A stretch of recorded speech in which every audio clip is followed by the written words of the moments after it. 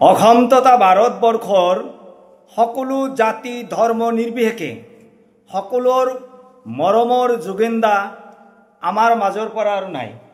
এই বিষয়ে আপোনাৰ প্ৰতিক্ৰিয়া কি? মই সৰ্বপ্ৰথমে জুবিন দা আমাৰ সকলোৰে অতি মৰমৰ হিয়াৰ আমঠু।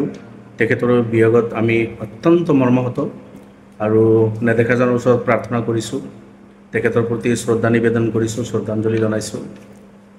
তেখেতৰ আত্মাই শান্তি পাওক তাৰে কামনা কৰিছোঁ। তেখেতৰ দেউতা আছে, তেখেতৰ স্ত্ৰী আছে, পৰিয়াল পৰিজন আছে। তেখেতসকলক ওপৰলাই ধৈৰ্য ধাৰণ কৰাৰ ধৈৰ্য দিয়ক তেখেতসকলক। জুবিন অসমৰ কাৰণে অসমে নহয় গোটেই ভাৰতবৰ্ষৰ কাৰণে এটা সম্পদ আছিল আৰু অসমৰ প্ৰত্যেকজন জনগণৰ অতি মৰমৰ আছিল। একেবাৰে হিয়াৰ আমঠু আছিল তেখেতে। আৰু এই কাৰণেই আছিল, শিল্পীটো বহুত থাকে, গায়ক গায়িকা বহুত আছে, তাৰ মাজত জুবিন অনন্য এই কাৰণেই যে তেখেতে ইমান সহজ সৰলভাৱে সকলো জাতি জনগোষ্ঠীৰ মানুহৰ লগত ইমান মুকলিকৈ তেখেতে মানুহৰ টাচত থাকি গান গাই গৈছিল।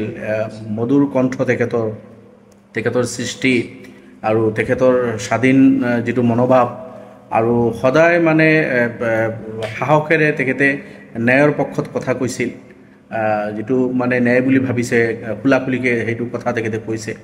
অন্যায়ৰ বিৰুদ্ধে মাত মাতিছে তেখেতে। মঞ্চত গান গাবলৈও কেতিয়াবা দুই এষাৰ কৈ দিয়ে, কিন্তু তাৰ পৰা ডাঙৰ মেছেজ দি দিয়ে জুবিন গাৰ্গে। গতিকে তেখেতে অকল গায়কে নাছিল, আমাৰ প্ৰত্যেকজনৰ অতি আপোন আছিল, অসমৰ এটা সম্পদ আছিল। আমি অকালতে হেৰুৱালোঁ তেখেতক আৰু বয়স খুব বেছি হোৱা নাছিল, 53 ইয়াৰ্ছ হৈছিল। মাজে সময়ে বেমাৰ হয়, হস্পিটেলত যায়।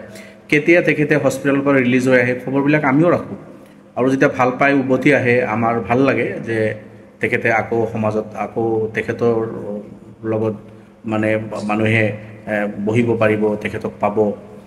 কিন্তু এইবাৰ তেখেতে বাহিৰত যি প্ৰগ্ৰাম আছিল গৈ আৰু উভতি নহাৰ বাটেৰে গুচি গ'ল। সঁচাকৈ আমি মৰ্মাহত, গোটেই অসমৰ প্ৰত্যেকজন নাগৰিক মৰ্মাহত। মই এই শব্দ নাই দুখ প্ৰকাশ কৰাৰ। অকালতে তেখেতৰ বিয়োগ অসমৰ কাৰণে, ভাৰতবৰ্ষৰ কাৰণে, সংগীত শিল্পী এই জগতৰ কাৰণে অপূৰণীয় ক্ষতি বুলি মই ভাবোঁ। আৰু আমি সকলোৱে তেখেতক মনত ৰাখিম, গোটেই অসমে ভাৰতে তেখেতক মনত ৰাখিব। এইখিনি কথা।